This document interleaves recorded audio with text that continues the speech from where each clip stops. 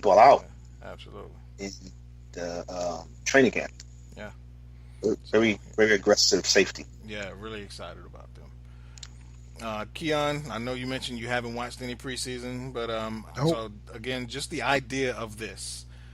So your second round pick, Duke Riley, linebacker out of LSU, was all over the field in his first preseason game, and 5 tackles, another one on special teams. So he was everywhere.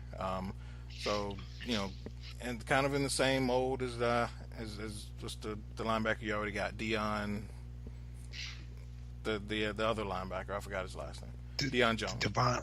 Oh yeah. Yeah. So if you get another one of him, are there any negatives? When you add another piece like that to that young defense. No, I trust Quinn. What he's doing, he's building the Seattle South over here. It's like Atlanta was trying to build New England South. That didn't really work. But the Seattle formula seems to be working. Strong defense, offense that doesn't make mistakes. Mm-hmm. And last year we got lucky, had a great offense, and with the defense that's coming along. Mm-hmm. So whatever Dan Quinn does, I'm with it. All right. Yeah. Well, I will speak really quickly on my rookie, which I told Pooh this after the first preseason game for the Steelers. This may be the worst thing that actually happened to T.J. Watt. He came out, got 2 sacks in his first 3 snaps, another pass breakup, 2 more hurries, and played 63 snaps in the game. So he pretty much played the entire game. You come out and get 2 sacks in your first 3 snaps. I said that may be the worst thing that actually happened to him. It's because now expectations are through the roof. But needless to say, a hell of a game by T.J. Watt. So Al, I know you were probably excited about what Taco Charlton did in Dallas, but in his second preseason game for Dallas. But if T.J. Watt keeps up what he did for the rest of the season, it will not be close. This defensive rookie of the year chase, but you probably won't. Those are, like Mike Tomlin said, those will be the 2 easiest sacks he'll have in his career. But he made the play. They were kind of easy, but I did like what I see. And I live with a diehard Steeler fan, so we've already had that conversation of, wow, what if the Steelers have hit the home run with this pick? Because another edge rusher to go with the dude I drafted a couple of years ago, Bud Dupree, would make that defense kind of nasty. Yeah.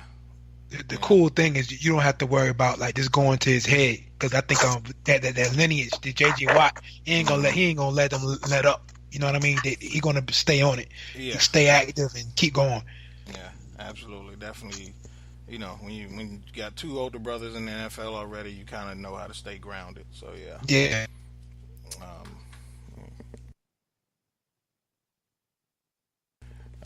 But yeah. So really quick though, Al, what did you watch Taco Charlton in his second game? I did. He looked better. He got a good made a good move and got a sack. And looks like, with all the we heads on the defensive line, that he might be able to get some playing time as a rookie. I'm hoping that he brings, because we haven't had a dominant dude since DeMarcus Ware, honestly. So I'm trying to get that beast of a pass rush back on this defense and see what it looks like to go with Irvin and Malik Collins and DeMarcus Lawrence. So I was excited to get a big defensive lineman as our number 1 pick, and I hope he turns out to be a great player. Yeah, he definitely looks the part. He's the guy you want getting off the bus first, for sure. Oh, definitely. Hey, Jay. Yo. I definitely want to mention, I don't even know if Trubisky is our most, impressive rookie on the offensive end. That Tariq Cohen, I think he's going to be special. That's funny. I was just about to ask you about Tariq Cohen, the young scat back rookie out of North Carolina Central, or North Carolina A&T. Sorry. Yeah. Yeah, man. Like, I mean, I know, like, it's easy to make comparisons, and we say, oh, he looks like some, but it's scary how much he reminds me of Darren Sproles. Right, he does. Just the burst and the, of course, the size, but the burst and the acceleration, and we love it when we can get an HBCU stud come out and make an impression in his first year. So yeah, absolutely, man. What do you think about his how he compliments Jordan Howard? Because to me, it's a perfect compliment. It is. It is a perfect compliment. Jordan's going to come in and pound, break tackles, cut up in between the blocks, hit point. He's going to stretch the defense. He's going to make you defend every blade of grass. Mm-hmm. And I mean, I can see him taking the you miss a tackle, he can go. Yeah. He can take the distance. He, like you say, he's shifty, great hands. He's really going to be a problem. He's really going to be a problem this year. Really exciting. Yeah. So we've been kind of teasing at it and mentioning it. So we're gonna jump right into it. If you've been living under a rock for the last 4 or 5 days or so, you probably haven't heard that there was a big mess in Charlottesville, Virginia, over the last week. Alt-right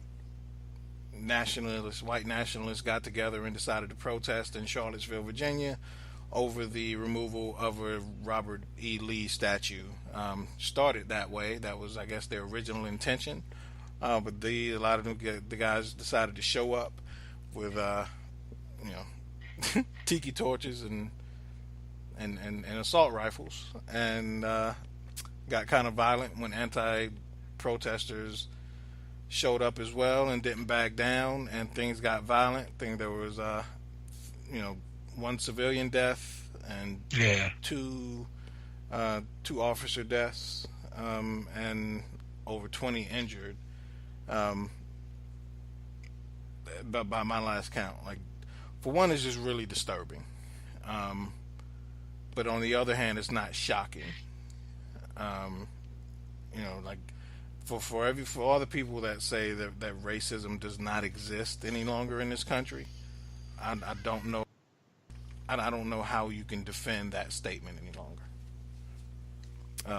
Like, Keyonne, what did you think when you saw a lot of those images and heard a lot of that news coming out of Charlottesville?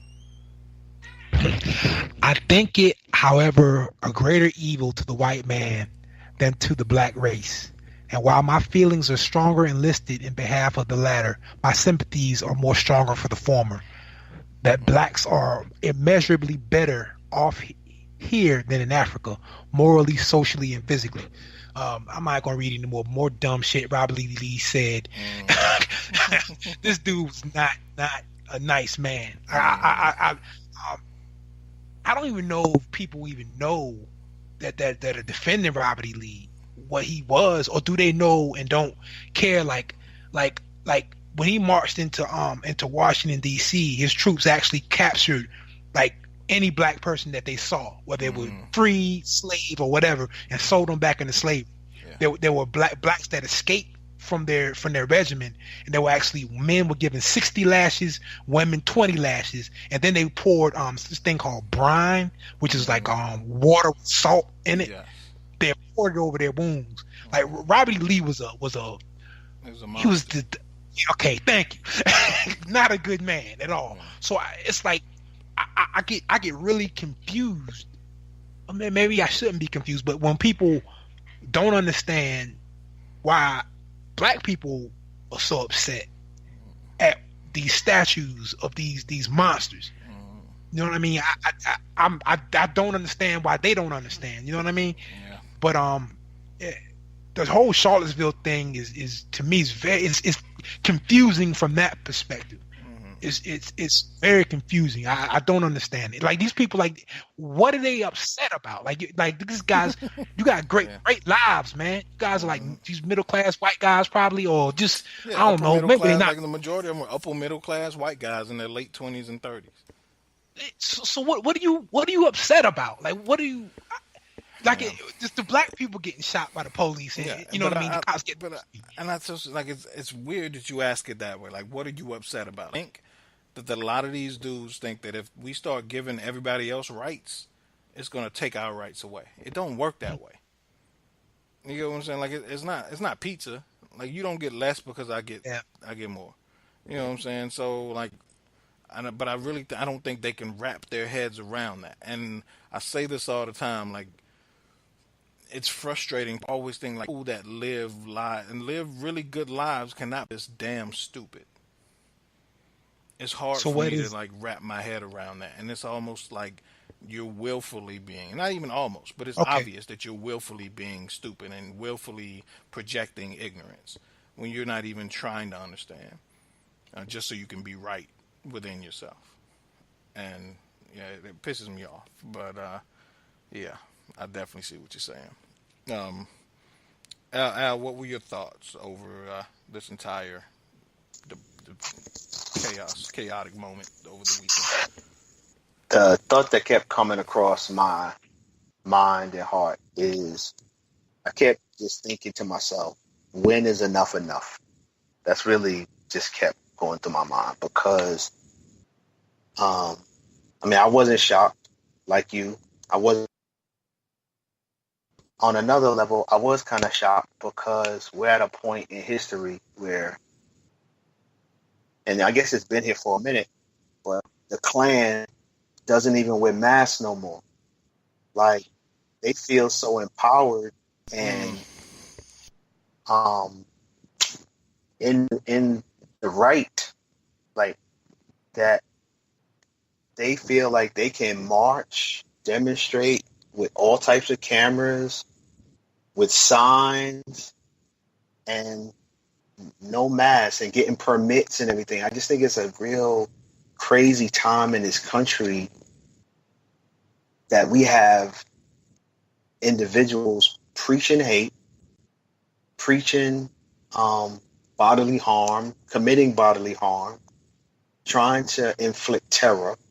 Yeah. And our country, our society as a whole, hasn't identified these people as terrorists. Absolutely. Like some of us are, those of us who know, but I don't think the majority of America truly identifies these people as the terrorists as they are, like ISIS.